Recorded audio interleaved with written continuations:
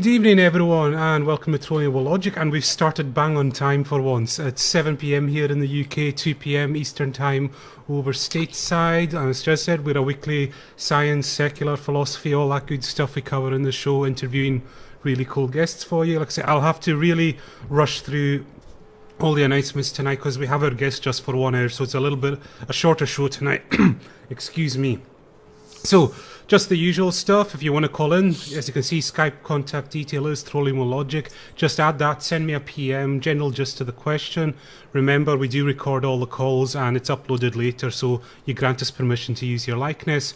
And as you can see, up in the corner there, the recording of this show is public domain, so feel free to share it, mirror it, whatever you do, just link back to us as a courtesy. And I'll quickly go around my panel and welcome you back, Marty. How are you doing?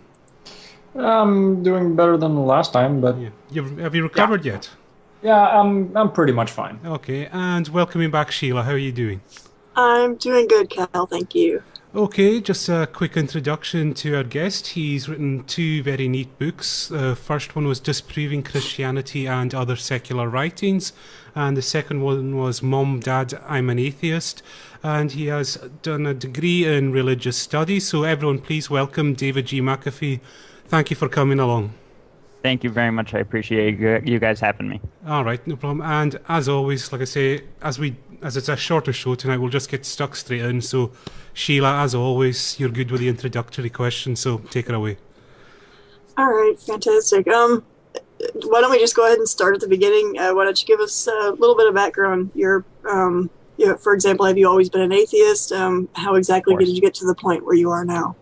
Yep. Because I wrote the book, Mom, Dad, I'm an Atheist, The Guide to Coming Out as a Non-Believer, people a lot of times ask me about that, whether or not I have some great coming out story. Believe it or not, I was never religious. I did grow up in a religious family, a Christian family to be specific. My grandparents and my parents were Christian and went to church. As a kid, though, I just didn't take it seriously, and I think I was about 13 years old before I realized that they did take it seriously. And before then, I kind of just saw it as a pastime, and I was interested in it. I really did enjoy learning about the Bible and about all the stories. So when I realized that my parents and everyone thought that this was all literally true, I became more interested in it, started going to church more often with friends from school, going to different churches, and then eventually that catapulted me into my career, into majoring in religious studies at UC Santa Barbara in California, and eventually led me to writing both those books. So I was never religious, and in my book, Mom, Dad, I'm an Atheist, because of that, I culled together a bunch of testimonials from non-believers who came out to their family who did have those issues with their family members, and so I put those stories in the book as well. I published 6 testimonials from other non-believers. Okay. Excellent. Fantastic. So we'll quickly introduce Kitch. Welcome back, Kitch. Hey, how's everyone? Going grand. So Sheila, you can take over again. No problem. All right. I guess you've been doing a lot of talks and stuff about this. Do you have any plans for any like big upcoming events or speeches that you're looking forward to? My next big event is in August, and it's in Oklahoma. It's Free OK. It's a humanist convention in Oklahoma, in Tulsa, Oklahoma, and that's I'm not sure the date, but it's mid to late August, and it's supposed to be really great. Nathan Phelps and a bunch of other big names are going to be there, so it'll be cool. Yeah. If I can come in with a question there, you did a religious studies degree. What's the difference between a religious studies degree and a theology degree? It's very important. With a theology degree, you're learning about the religion, most of the time here, Christianity, from that religion's perspective. You're learning about what they believe happened, but you're learning about it as though it did happen. With religious studies, you look at the origins of religion, at comparing various religions. You do a lot of comparative structure. You look at religion from a phenomenological, from a naturalistic approach. And then you analyze how the different religions interacted with one another, how they got to where they are today. It's extremely factually based, so there's no conjecture. It's basically anthropology of ancient religions. And when you run into somebody who studies theology, you really notice the differences there. They don't look at any critical analysis of the faith. They just look at this is how it happened. Okay, Sheila, go back to your question there. How has your family kind of taken your coming out? I mean, you specifically, I guess, kind of geared one of your books towards your parents. How have they taken everything? Well, like I mentioned, I was never religious, so the book wasn't directed at them so much, although the title might suggest otherwise. They have known that I was an atheist since as long as I can remember, because I've never professed any sort of faith. But my dad is still religious. Still, I would consider him a cultural Christian. That's someone who identifies as a Christian but doesn't necessarily take the time to think about the implications of that, just kind of identifies with it out of familiarity. And my mom is now a free-thinking, what she would consider a non-believer or an agnostic atheist, just like myself. And that's after years of being a Jehovah's Witness and a Baptist Christian. So there's definitely been progress there. Both of them and my grandparents and everybody else in my family hugely supports everything that I do. So I couldn't be happier. When I do give my talks, I always show a picture of me and my parents, my arm around them and stuff. It really shows that if you do it the right way, it doesn't have to be such a divisive topic. Have you kind of had any sort of issue with not necessarily the family, but the community that you live in? I mean, have you had any kind of, I mean, outside of the normal trolls, have you had any sort of real slingback from it? I have mostly extended family and people who I would have considered acquaintances in high school, for instance, who definitely have reached out to me and said some negative things. But in my work, I really try to promote, instead of making fun of religion or insulting other people because they believe, I really focus on skepticism and critical thinking, which I think draws people away from religion. So although I'm doing something they see as negative, it's hard to make an argument against it, because if I'm just telling people to follow the evidence, it's hard to insult that position. I mean, critical thinking is a difficult thing to insult, I guess, is what I'm saying. Right. Well, and it's a lot easier to get people to at least listen to your point, even if they don't agree with it, if you're not being attacking. So yeah, I can get that. Okay, I guess out of all of the stuff that you have done so far, is there anything that you haven't gotten to that you really want to? Eventually, I would like to do an expanded book, an expanded version of Disproving Christianity, maybe a more comprehensive version. It's designed as a pocket guide toward the reputation of Christianity, and I say that in the book, but there are a lot of people who just desire a more comprehensive book. In my eyes, one solid contradiction disproves the idea of biblical inerrancy, and it makes it so anyone who believes in biblical literalism is definitely wrong after one contradiction. So I didn't feel that was necessary, but after the feedback, I feel that's one thing I'd like to do in the future. But I have so much time ahead of me and so many projects that I'm working on right now that I'm not concerned about that so much. I have 2 books in the works now, and I have a ton of topics that I'm considering, so I'll get to all of it eventually. Yeah. I'll just raise something that's come up in the chat room, and we spoke about it briefly before we went on air. And it's kind of something I think you must get quite a bit. It says, oh, why don't you do anything about Islam? Why is it always about Christianity? So what's your response to that? Yeah, so Christianity, the reason I focused my first book on Christianity was because, other than the fact that my religious studies degree had an emphasis in Christianity and Mediterranean religions, I just am most affected by that faith. So I grew up in a Christian family. Christianity surrounded me in America and still does to this day. And so I decided to focus my first book on that reason, or on Christianity for that reason. But as I've been progressing over time, I've branched out even more. So my second book, Mom, Dad, I'm an Atheist, no longer deals with a specific faith, but it actually deals with all of atheism and non-faith in all religions. So it's kind of more comprehensive. Instead of going backwards and doing specific, like, disproving Buddhism, disproving Islam, instead of going backwards, I'm just promoting work that can be applied to all of those things. Okay. So by promoting skepticism and critical thinking in all walks of life, they can eventually apply that to any faith of their choice, and they don't need a specific book for that. Yeah, just to say that with Mom, Dad, I'm an Atheist, is there a big difference between like the different religions when these kids come out to their parents? Have you noticed well, again, comparing Islam to say like, a Protestant, is there a big difference in how they react? The big difference isn't in the faith itself, but it's generally in the culture and or the laws of the society that they live in. So in some areas and in a lot of areas in the world, it's still unlawful, it's still illegal to be an atheist or to consider yourself an atheist. And those are largely Muslim countries that's the case, that they have heavy blasphemy laws. So for those people, it can definitely be more difficult, more involved, more comprehensive. And I have a chapter in the book called Extreme Situations that deals with stuff like that kind of cautions people that it might not even be the best decision to come out to be public about your non-belief, depending on where you are and how accepting people around you are going to be. Yeah. Like I say, just out of it, what's some of the most extreme reactions you've heard, like from feedback from the book? A lot of people have sent me, because I wrote a book called Mom, Dad, I'm an Atheist, I kind of attract these type of messages, but people have sent me stories about how their parents wouldn't let them out of the house for weeks when they found out they were an atheist, and they didn't have my book, for instance. And I've heard stories about people getting kicked out entirely, under 16 years old, getting kicked out of their parents' house. And usually that's in strong, fundamental religious households. They've raised their kids to believe in that their whole lives, so it's really a shock to find out they don't believe it.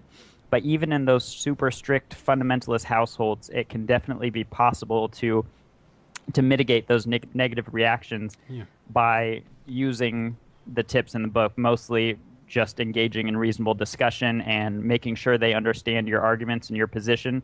A lot of fundamentalist religious people, for instance, don't really know what atheism means. They think it means something entirely different. You worship Satan, or they could think it means any number of things. So a large part of the book is dedicated toward debunking atheist myths about atheism, to make it just an easier transition. Okay. Like I say, we've got a chat room question, so Marty, you can take that one. Okay. Would you consider yourself an agnostic or an atheist? Don't know. I've never heard atheist before.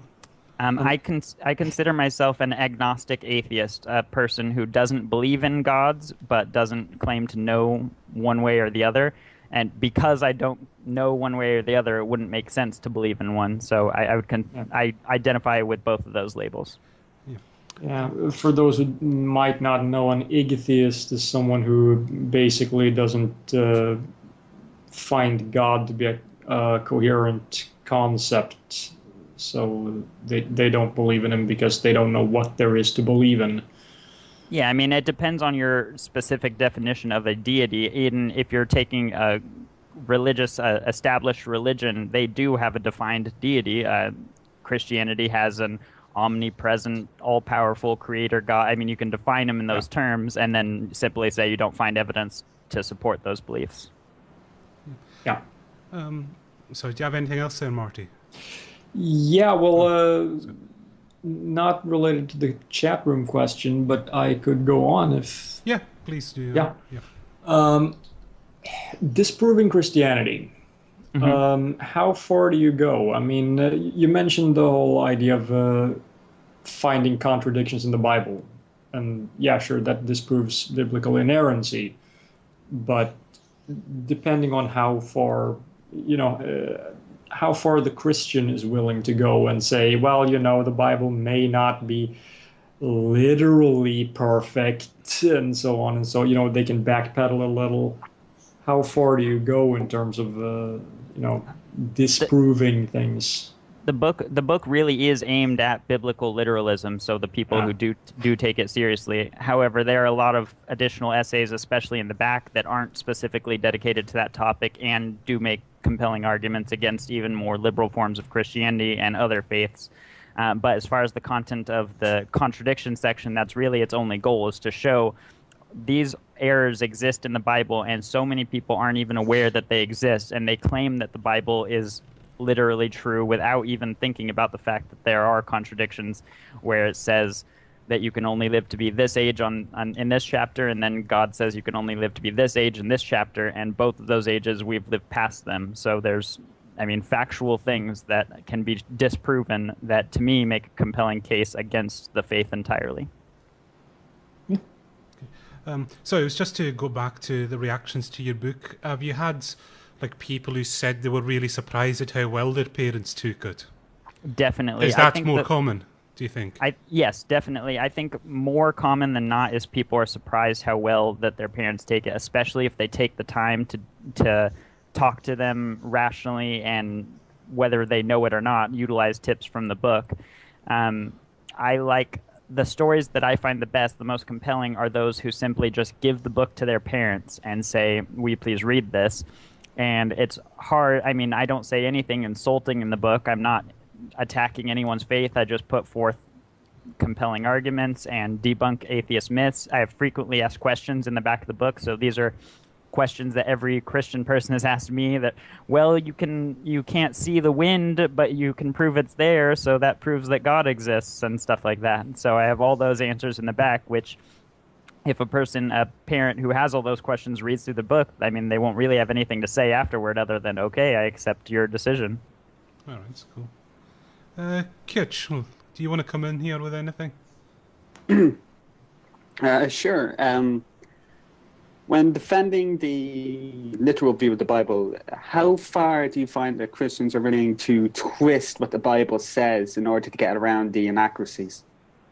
Yeah, some people don't want to twist it at all. My grandparents would be good examples of people who will accept anything that's written in the Bible because it's been written in the Bible and they know that it's true. I asked my grandma, so it says here that women shouldn't be allowed to speak in church. Do you agree with this section of the Bible? And while a lot of apologists would say, well, that was specific to this culture and somehow that's acceptable back then but not acceptable now, and we've changed, instead of explaining all that, my grandma says, yep, that's what I believe.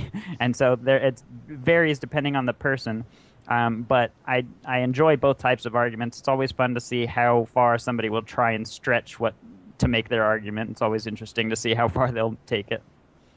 Yeah. Just out of interest, have you ever had to deal with the Kent Hovens and the Ken Hams? Or have they had any contact with you at all about your books? No. My only interaction with a professional believer or a figure like that would be William Lane Craig, who's not a creationist. But I did interact with him where a reader of his, a fan of his, sent in a question on his question and answer section on William Lane Craig's website. And it said that he, the reader, read Disproving Christianity and other secular writings and was having difficulty reconciling his faith after that. And William Lane Craig's response was great. It was, quit reading the secular material. Quit it. He said, avoid it entirely. And that was his advice. And then he had 4 steps. He had stop reading the material. The other 2 were very basic, like read my books, and then the 4th one was attend apologetics conferences. He really said that you should go to conferences so you could learn how to argue for your faith better. All kinds of interesting things, but the fact that he told the reader to avoid my book was great for me, especially because as a non-believer, I would never encourage a fellow atheist to avoid the Bible out of fear that its strong arguments might convince them. I want every believer, non-believer alike, to focus on studying all sorts of faiths because it only makes it more apparent that they're false. Okay, chat room question just came through there. I haven't had a chance to put into the Skype chat. How do you touch on the lack of evidence for the historicity of Jesus? I don't specifically talk about whether or not Jesus existed as a human being. I feel as though it's largely irrelevant just because the magic version of Jesus definitely didn't exist. So whether or not there was a man or multiple men or a woman who wandered the earth around that time who made extraordinary claims, I don't really speak to that. Although there are a lot of really good biblical scholars who do, like Bart Ehrman and other people like that. In my opinion, though, it matters just as much whether or not Paul Bunyan existed, another mythical figure, just because the person who was real is so different that it wouldn't be recognizable. Okay. So Sheila or Marty, wanting to come in there? Somebody had a question in the chat room. He's asking if you find no more evidence for God than you do for Bigfoot or unicorns. Why not simply come out of the closet and call yourself an atheist? He's wanting to know if you would consider yourself agnostic as far as unicorns were concerned. I would say I'm just as agnostic about unicorns as I am about the specific deities of any named religion, whether or not Yahweh exists or Allah or anything like that. I would definitely say I'm about the same. If you're talking about a general, detached, deistic creator being, I wouldn't pretend to know whether or not that's the case, but because there's no evidence for it, then I'm not going to believe. That just doesn't make sense to me. Right. Okay. Marty, there's a chat room question just came through. Yeah. Neil deGrasse Tyson said something interesting. He said that it's weird that atheists group together like a team based on the lack of believing something. Like it would be weird to group non-gold players together. I think that's non-golf, if I remember the quote correctly. Yeah. What do you think about generalizing atheists or putting them into one group like a team? They definitely don't go in one group or one team or anything, and that's readily apparent on my Facebook page and all my interactions with people. I get disagreements with atheists more than I do with believers because I speak out against all sorts of nonsense. I talk about all kinds of unproven and unprovable ideas, and as a result, I get people yelling at me from all sorts of angles. So I know that there's no... I wouldn't consider myself a part of any atheist movement or anything like that. I just don't believe in gods, but I also don't believe in a lot of other things, and I talk about those things as well. Neil deGrasse Tyson has a few problems, though, with his understanding of atheism. He seems to think that all atheists are active atheists, that they're actively disputing and refuting religions, and that they necessarily care about separation of church and state. There are many non-believers who exist. They don't believe in anything or don't believe in any deities, but they also don't care. They don't talk about it. They wouldn't be a fan of my page. They wouldn't read my books.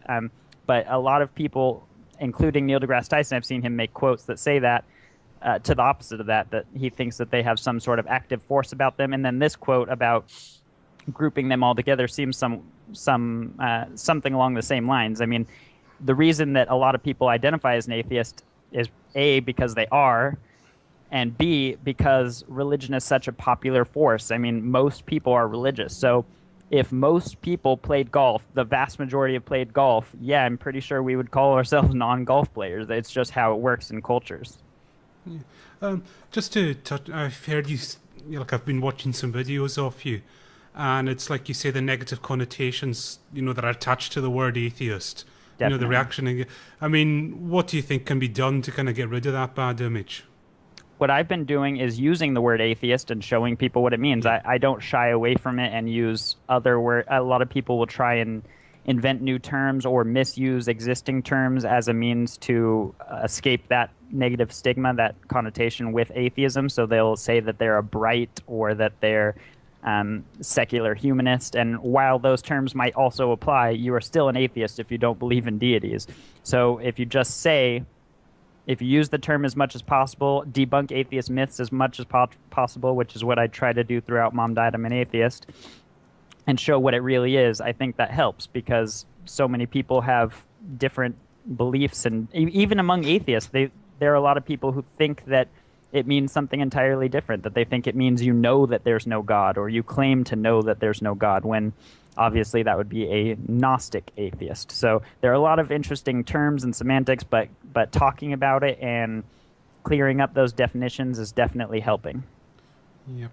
And Kitch, there's a chat room question came through there. You can read it. Yeah. Sure.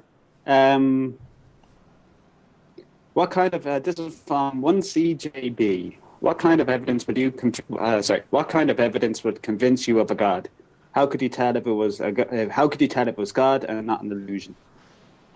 Well, scientific evidence in accordance with the scientific method is generally what I take to believe in stuff. So deities would be more difficult than most things to prove scientifically, but that doesn't mean it couldn't be done. I mean, if a god wanted to exist, he could certainly provide proof of his existence. So I don't think it really matters what type of proof other than scientific evidence. But the fact that an all-knowing deity would know what it takes to convince me and would presumably want to if it wanted to save my burning soul or anything like that, then I think we can conclude that it would decide what type of evidence and that it has decided not to provide it.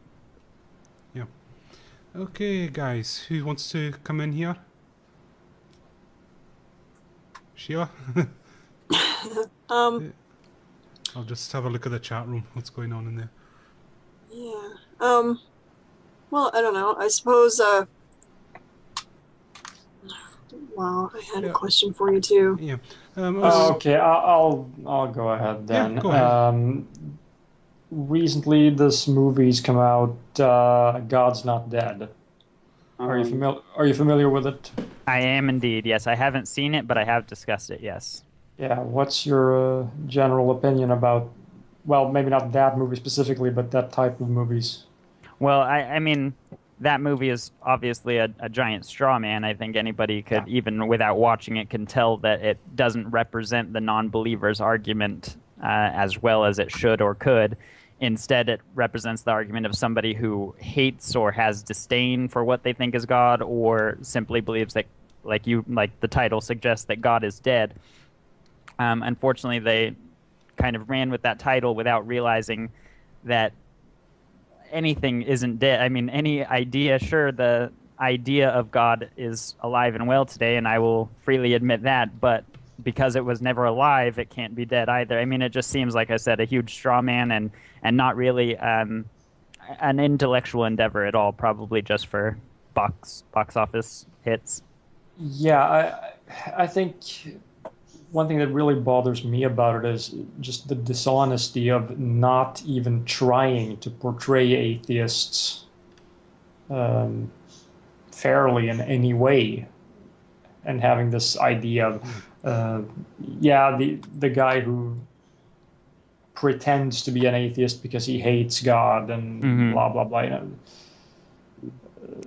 But they did try to portray atheists fairly. There'd really be no point of making a movie. Yeah, exactly. But I really liked the poster that I saw for that movie, where they chose the best quote from the presumably what they thought was the best quote from the movie, and put it on this huge poster that I've seen going all over the web that says, well, atheists say that you can't disprove God, or that you can't prove God exists. And I agree, but I submit to them that you can't disprove God either. And that's like their huge revolution of a moment. So I made a meme of that. I actually just took their poster and took out God and wrote werewolves. Werewolves. You can't prove that werewolves aren't real, but I submit to you, you can't disprove them. And posted that online just to show that with any mythical figure, you can't disprove it and you can't prove it. It's just the nature of myths. So I just want to go back to, like, when you said your studies, and you said, like, you compared all the religions historically. How much similarity is there between all of them? There's a lot of similarity. There's similarities that come just from the fact that they are our ancestors' attempts to explain the unknown. So because our ancestors, even though they're separated by vast spaces, they were able to come up with similar ideas because we have similar ways of thinking. They invented water gods and sky gods and stuff like that because they were explaining the water and the sky and the sun. So they're similar in those ways, but they're also, and what I find more interesting, is similar because they touched, like Christianity near Zoroastrianism. You can definitely identify a number of overlapping features in both religions. You can identify from which religion they originated and how they transitioned, mostly along trade paths and stuff like that. So those interferences are really interesting to me. Yep. There's a question just came through there. I'll ask it.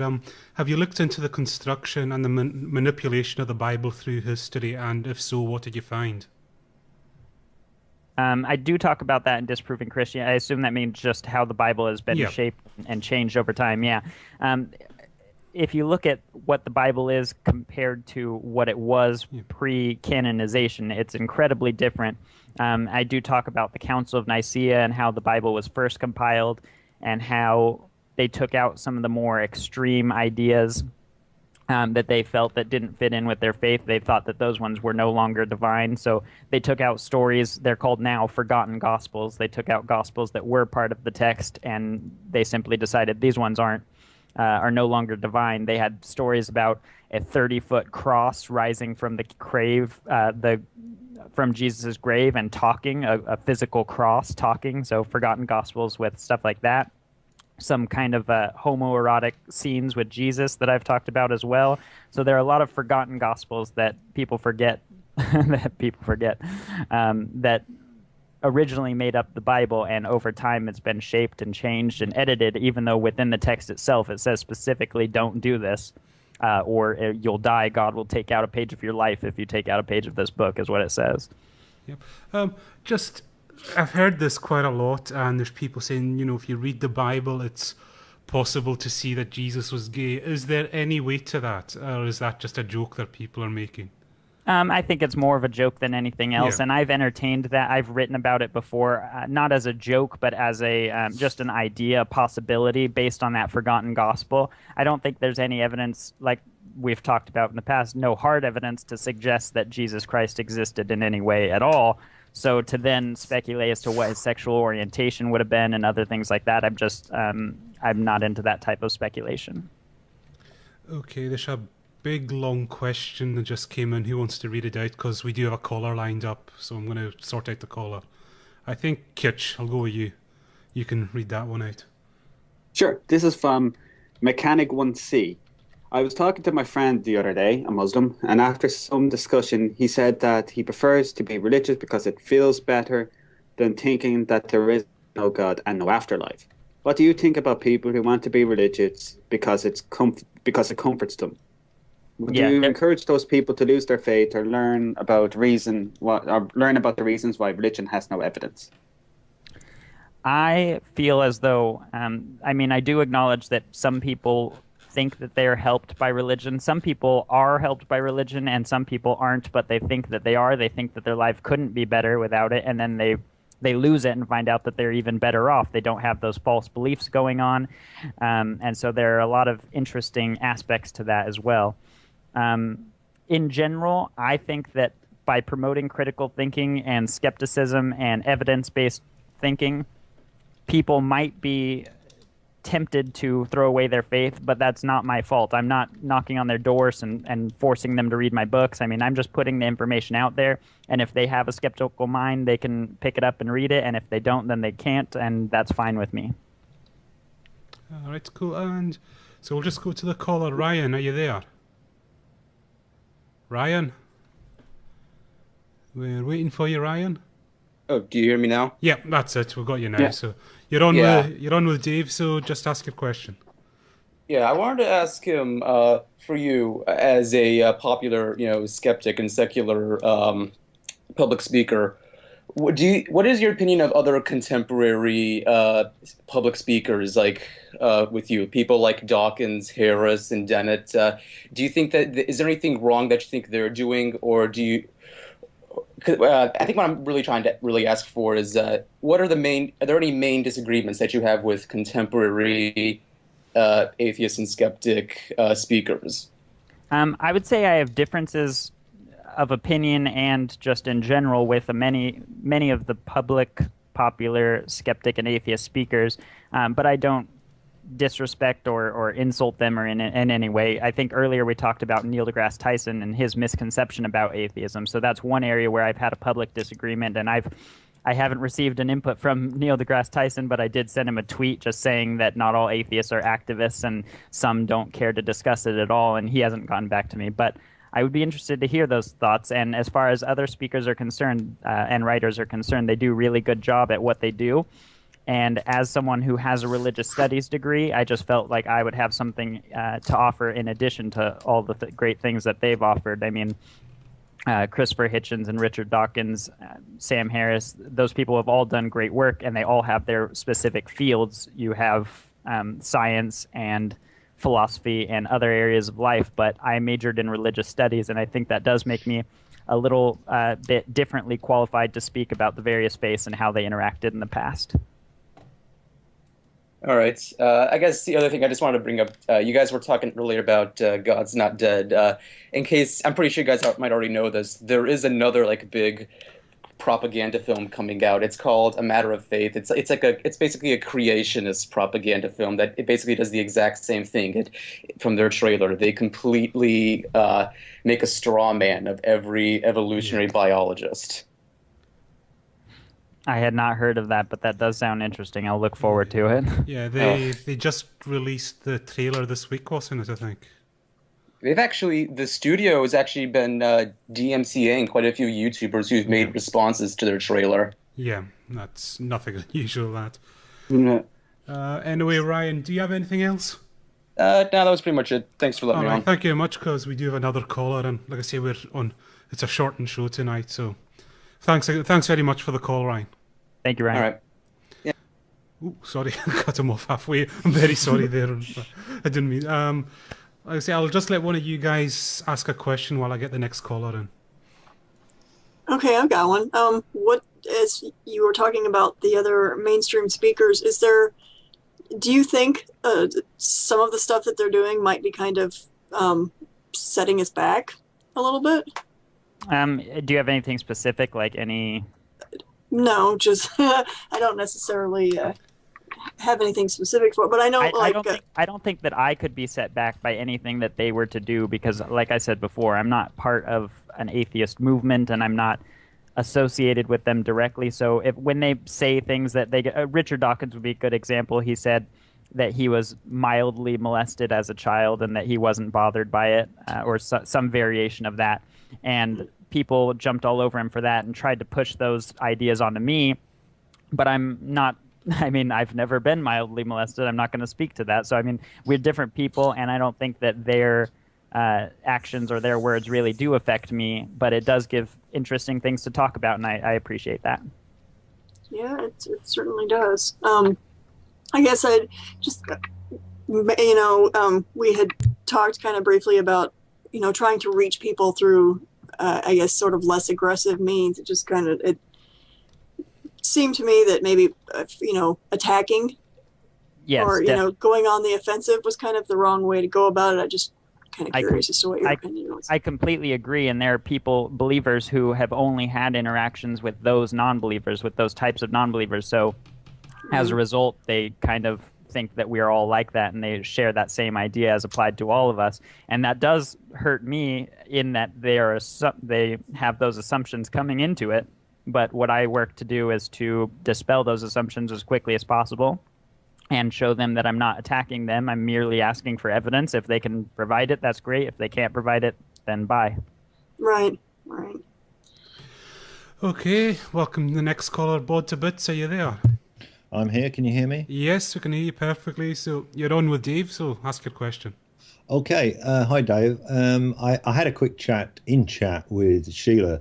I just wanted to press you a little bit on this agnostic atheism. I classify myself as an atheist, and I don't consider that an absolute term because, rational skeptics, we don't deal in absolutes. That we leave that to the creationists.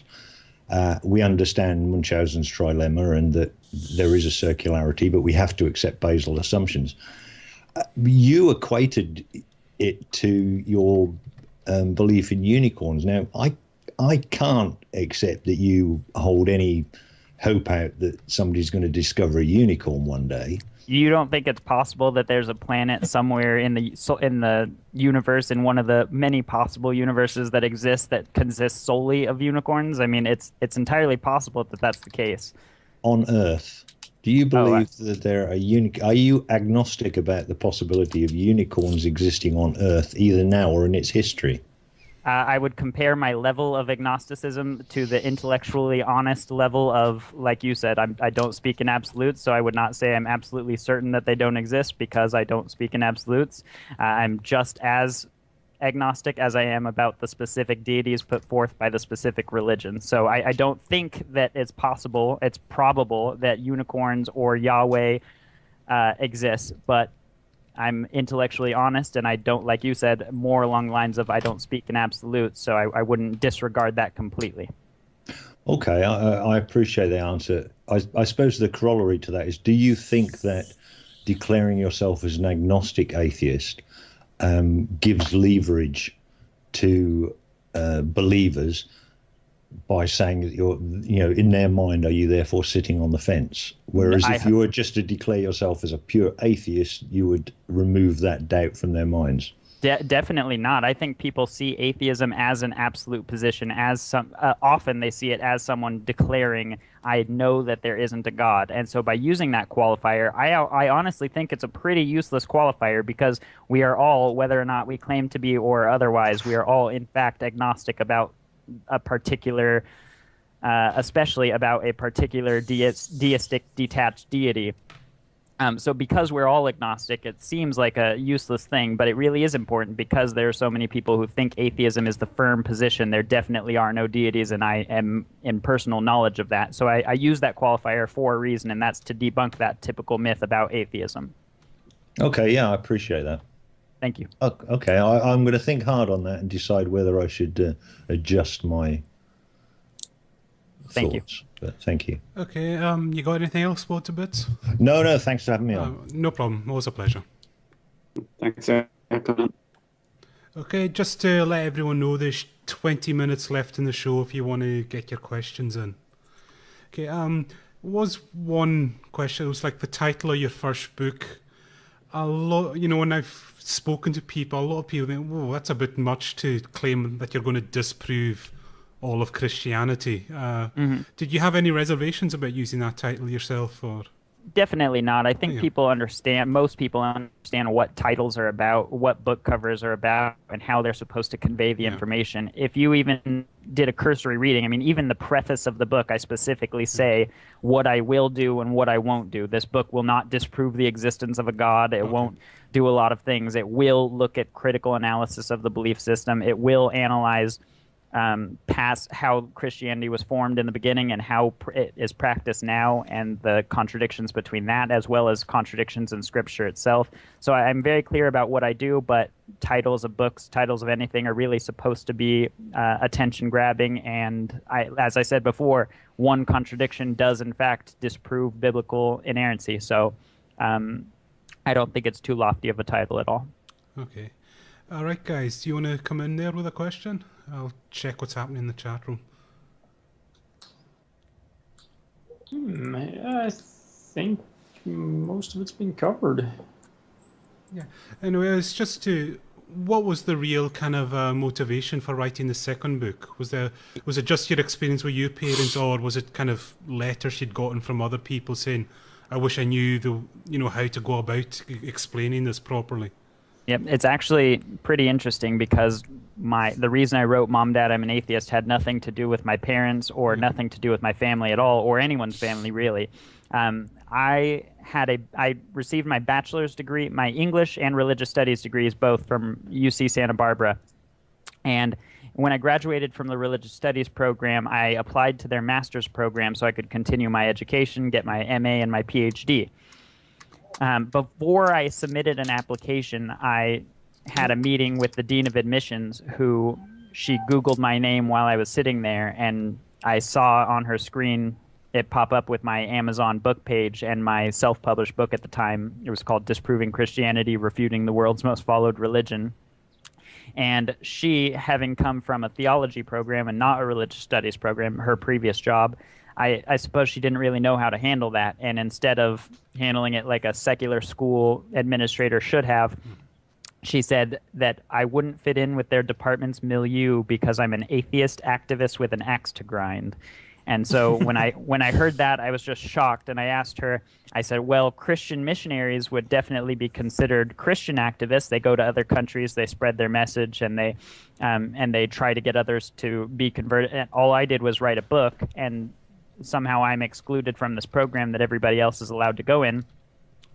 She continued with that stance, and eventually I wrote about it on my blog and got a lot of support, and the vice chancellor of student affairs ended up writing me an apology letter, which was really nice. I published all that in the book, the story and the apology letter, in Mom, Dad, I'm an Atheist.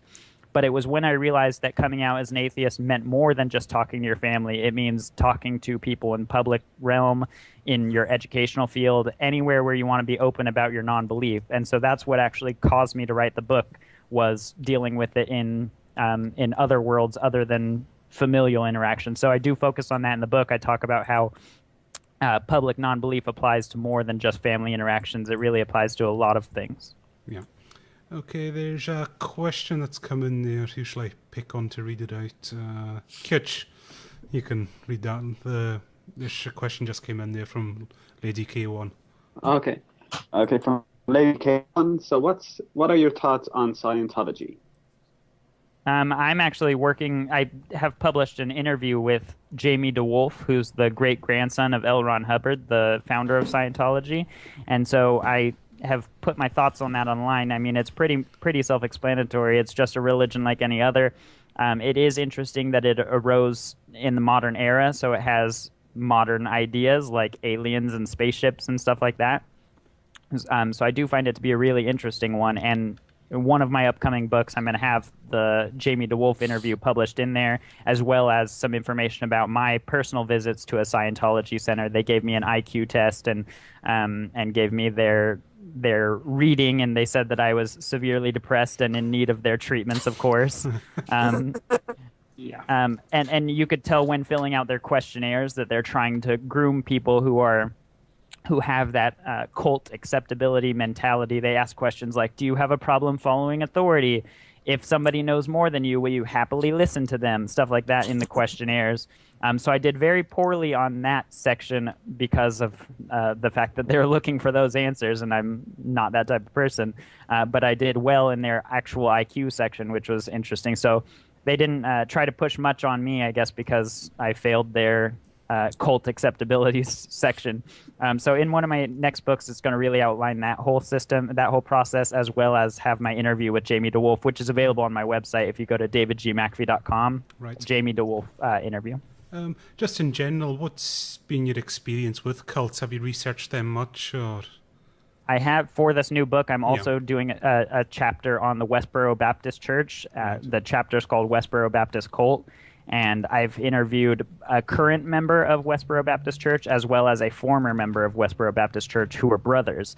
And I interacted with both of them, and it's been a really interesting experience kind of delving into their realm and dealing with their drama of their family and stuff. And it's really interesting to learn about how it's shaped by that specific family as opposed to a larger cult like Scientology, which has its own figureheads now. I mean, this is really still family-based, so it's an interesting one.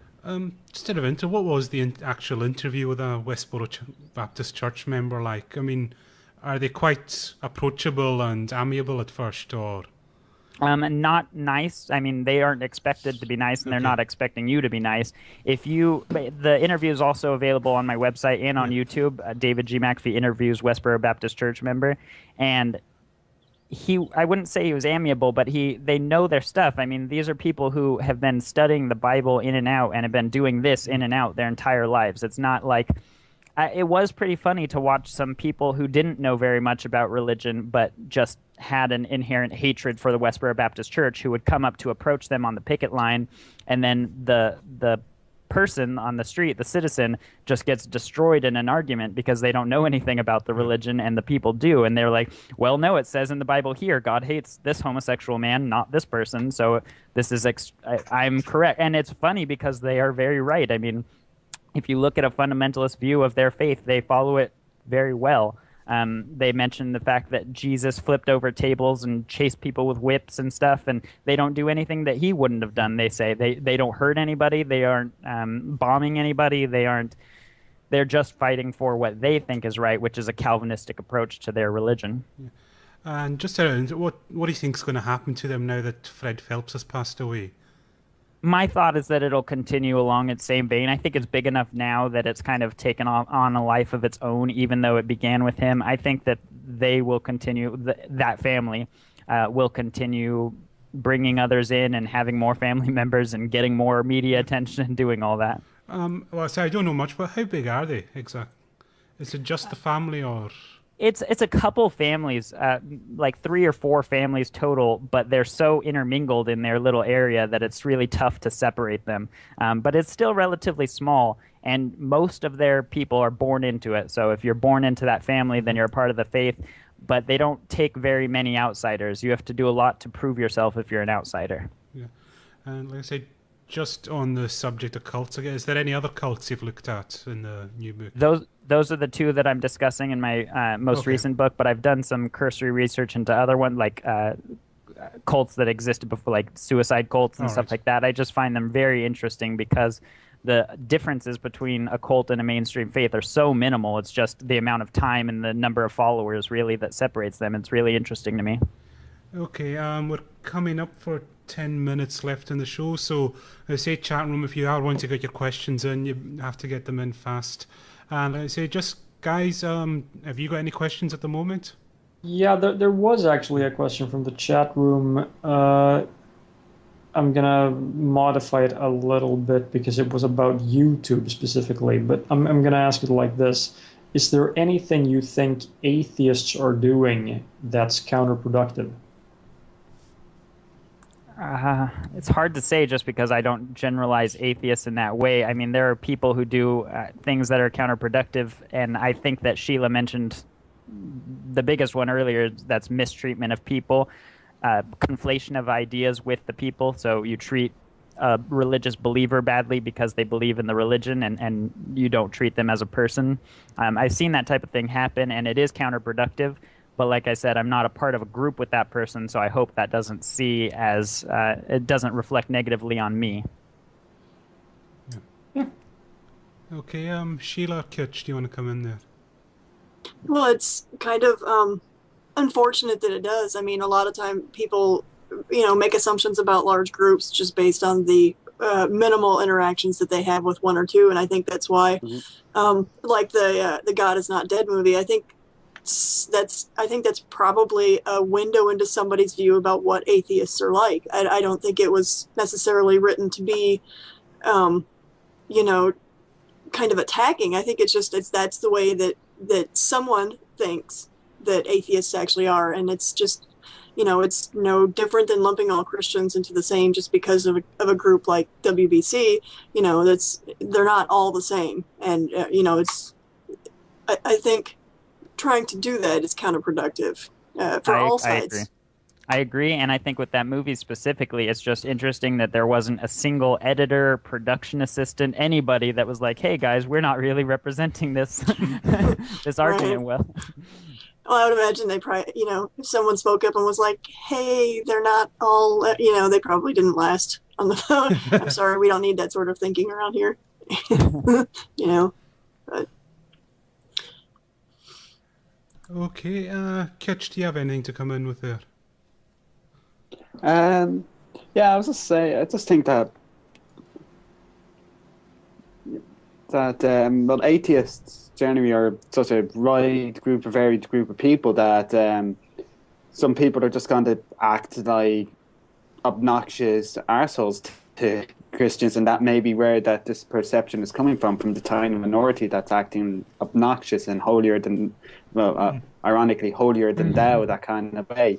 I think one of us knows, at least some of us knows someone like that. So yeah, it's just mainly probably the best way to maybe argue or even just discuss it calmly and politely. And I speak out against that too. It's not like I hide in the corner when I see that type of behavior, especially on my page or anything like that happens where people aren't treating people as human beings and are treating them based on their ideas instead. I do like to point that out because I think there's a certain amount of desensitizing that goes on with non-believers.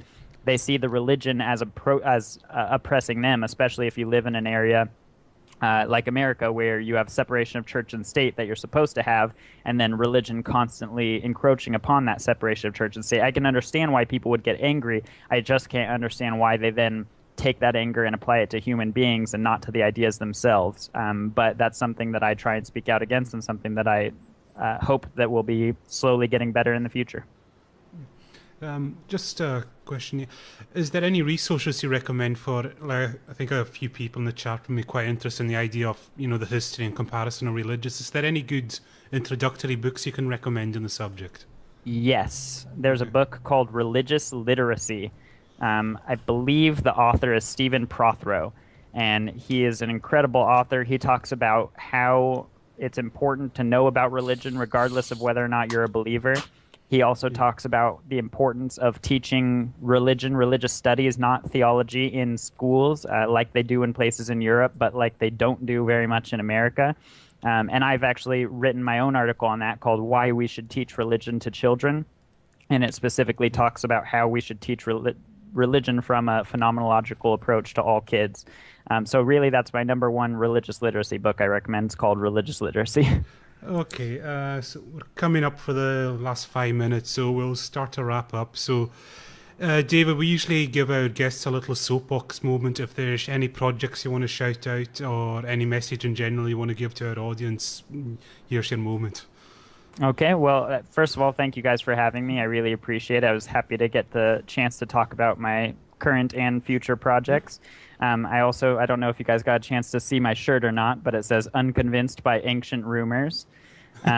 This is one of the many shirts that I have at the Secular Store. If you just Google Secular Store or David G. McAfee Secular Store, you'll probably come up with it. And I just find that these little designs and also help us get the ideas out into the mainstream and debunk atheist myths. I mean, this is really a good analysis of how I feel. I am unconvinced by ancient rumors, and I think if people see that instead of I hate your God or something crazy like that, then they'll tend to listen better. All right. Thanks very much, David. And I'll just go around the panel for your final thoughts. So, Kitch. Yeah, that's brilliant to have you on. It was a really good show, and thanks for taking the time to come on. Thank you, guys. Sheila. Oh, I guess I too want to say thanks, David, for coming on and getting us a chance to talk to you. For everybody else, I just want to remind you that you can find me, just kind of plug myself here. You can find me on Facebook. You can also find me on A-News or Twitter at Sheila Blackadder. Okay, and Marty. Yeah, thanks for coming on the show. Thank you. Right. That's pretty good. So I'll just quickly wrap up here. Like I said, the show will be uploaded onto YouTube at some point this weekend, and it goes up onto iTunes around Wednesday or Thursday because we send it off. We send the audio off to our editor, who's great. And I have never mentioned our editor. His name is Richard, and he goes by the name Prototype on Elance. So you can find him on there, and he's fantastic. And if you do have a podcast and you're looking for someone to do it, he is awesome. And I don't think we've ever mentioned him, but he's doing a fantastic job for us. So he deserves a little bit of credit. So well done, Richard, and keep up the good work for us, and we appreciate it very much. We're back next week, and our guest, here I go again with my Swedish pronunciation, is Patrik Lindenfors. Something like that. Yeah, I'm getting there. Close enough. Yeah, so looking forward to having him. He's a professor of anthropology at Stockholm University. He's written a neat little book called God Probably Doesn't Exist. It's sort of a children's atheist fairy tale book. So he seems like a very interesting guy from the emails we've exchanged. So yeah, they'll be back same time next week. And does anyone else have any announcements? No. I say we've only got David for the hour, so chat room, I'll let you decide. We can do an extra half hour, just the panel here, so how shall we do it? Yeah, put thumbs up in the chat room if you want us to stay on for an extra half an hour after this, and we'll see what we can do. But yeah, big thank you to David. Like I say, check out his books. I've put links in the chat room. Like I say, no one's reacting to that. No, they don't even know how to do a thumbs up. Oh well, that's. Yeah. Well, thank you guys for having me. I appreciate it. Yeah, it's been great, and yeah, we're getting thumbs up. So thank you very much, David. I understand you've got to run now. It's been great having you, and like I say, I'll be in touch. I'll email you all the links to the video and audio of the show. And looking forward to it. Yep. So thanks very much again, and we'll be in touch. Thanks, guys. Have a good day. You too. You too. Bye. Thanks for coming on. Have a good day. And stuff about this. Do you have any plans for any like big upcoming events or speeches that you're looking forward to? My next big event is in August, and it's in Oklahoma. It's Free OK. It's a humanist convention in Oklahoma, in Tulsa, Oklahoma, and that's I'm not sure the date, but it's mid to late August, and it's supposed to be really great. Nathan Phelps and a bunch of other big names are going to be there, so it'll be cool. Yeah. If I can come in with a question there, you did a religious studies degree. What's the difference between a religious studies degree and a theology degree? It's very important. With a theology degree, you're learning about the religion, most of the time here, Christianity, from that religion's perspective. You're learning about what they believe happened, but you're learning about it as though it did happen. With religious studies, you look at the origins of religion, at comparing various religions. You do a lot of comparative structure. You look at religion from a phenomenological, from a naturalistic approach. And then you analyze how the different religions interacted with one another, how they got to where they are today. It's extremely factually based, so there's no conjecture. It's basically anthropology of ancient religions. And when you run into somebody who studies theology, you really notice the differences there. They don't look at any critical analysis of the faith. They just look at this is how it happened. Okay, Sheila, go back to your question there. How has your family kind of taken your coming out? I mean, you specifically, I guess, kind of geared one of your books towards your parents. How have they taken everything? Well, like I mentioned, I was never religious, so the book wasn't directed at them so much. Right. Well, and it's a lot easier to get people to at least listen to your point, even if they don't agree with it, if you're not being attacking. So yeah, I can get that. Okay, I guess out of all of the stuff that you have done so far, is there anything that you haven't gotten to that you really want to?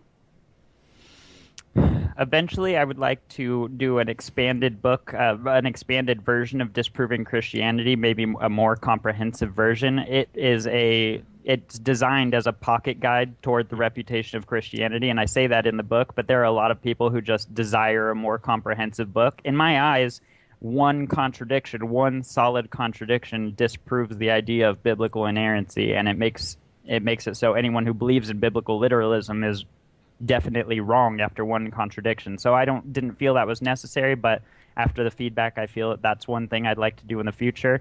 But I have so much time ahead of me and so many projects that I'm working on right now that I'm not concerned about that so much. I have 2 books in the works now, and I have a ton of topics that I'm considering, so I'll get to all of it eventually. Yeah. I'll just raise something that's come up in the chat room, and we spoke about it briefly before we went on air. And it's kind of something I think you must get quite a bit. It says, oh, why don't you do anything about Islam? Why is it always about Christianity? So what's your response to that? Yeah, so Christianity, the reason I focused my first book on Christianity was because other than the fact that my religious studies degree had an emphasis in Christianity and Mediterranean religions, I just am most affected by that faith. So I grew up in a Christian family. Christianity surrounded me in America and still does to this day. And so I decided to focus my first book on that reason. Although the title might suggest otherwise, they have known that I was an atheist since as long as I can remember, because I've never professed any sort of faith. But my dad is still religious. Still, I would consider him a cultural Christian. That's someone who identifies as a Christian but doesn't necessarily take the time to think about the implications of that, just kind of identifies with it out of familiarity. And my mom is now a free-thinking, what she would consider non-believer or an agnostic atheist, just like myself. And that's after years of being a Jehovah's Witness and a Baptist Christian. So there's definitely been progress there. Both of them and my grandparents and everybody else in my family hugely supports everything that I do, so I couldn't be happier. When I do give my talks, I always show a picture of me and my parents, my arm around them and stuff. It really shows that if you do it the right way, it doesn't have to be such a divisive topic. Have you kind of had any sort of issue with not necessarily the family, but the community that you live in? I mean, have you had any kind of, I mean, outside of the normal trolls, have you had any sort of real sling bag from it? I have mostly extended family and people who I would have considered acquaintances in high school, for instance, who definitely have reached out to me and said some negative things. But in my work, I really try to promote, instead of making fun of religion or insulting other people because they believe, I really focus on skepticism and critical thinking, which I think draws people away from religion. So although I'm doing something they see as negative, it's hard to make an argument against it, because if I'm just telling people to follow the evidence, it's hard to insult that position. I mean, critical thinking is a difficult thing to insult, I guess, is what I'm saying. At the beginning, why don't you give us a little bit of background? For example, have you always been an atheist? How exactly did you get to the point where you are now? Yep. Because I wrote the book, Mom, Dad, I'm an Atheist, the guide to coming out as a non-believer, people a lot of times ask me about that, whether or not I have some great coming out story. Believe it or not, I was never religious. I did grow up in a religious family, a Christian family to be specific. My grandparents and my parents were Christian and went to church. As a kid, though, I just didn't take it seriously, and I think I was about 13 years old before I realized that they did take it seriously. And before then, I kind of just saw it as a pastime, and I was interested in it. I really did enjoy learning about the Bible and about all the stories.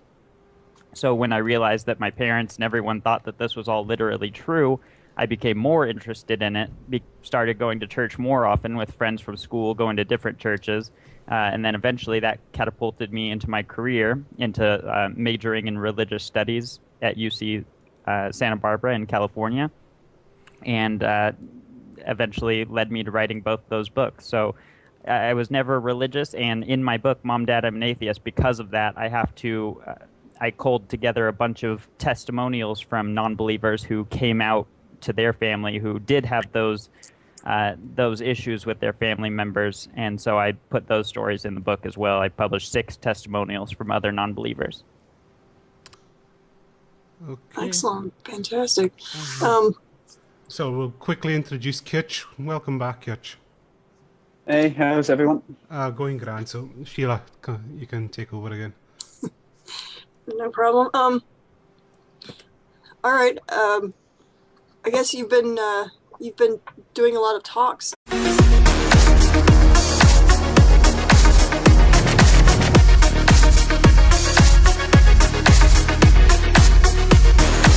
Good evening, everyone, and welcome to Throwing Away Logic. And we've started bang on time for once. It's 7 p.m. here in the UK, 2 p.m. Eastern Time over stateside. And as just said, we're a weekly science, secular philosophy, all that good stuff we cover in the show, interviewing really cool guests for you. Like I say, I'll have to really rush through all the announcements tonight because we have our guest just for 1 hour, so it's a little bit a shorter show tonight. Excuse me. So, just the usual stuff. If you want to call in, as you can see, Skype contact detail is Throwing Away Logic. Just add that, send me a PM, general gist to the question. Remember, we do record all the calls and it's uploaded later, so you grant us permission to use your likeness. And as you can see, up in the corner there, the recording of this show is public domain, so feel free to share it, mirror it, whatever you do, just link back to us as a courtesy. And I'll quickly go around my panel and welcome you back, Marty. How are you doing? I'm doing better than the last time, but yeah. Have you recovered yet? Yeah, I'm pretty much fine. Okay, and welcoming back Sheila. How are you doing? I'm doing good, Cal. Thank you.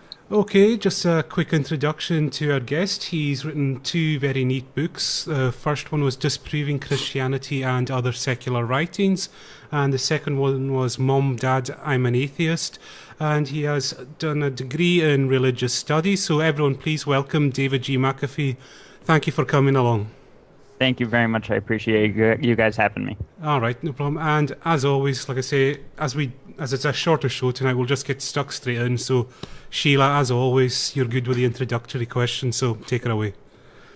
All right, fantastic. Why don't we just go ahead and start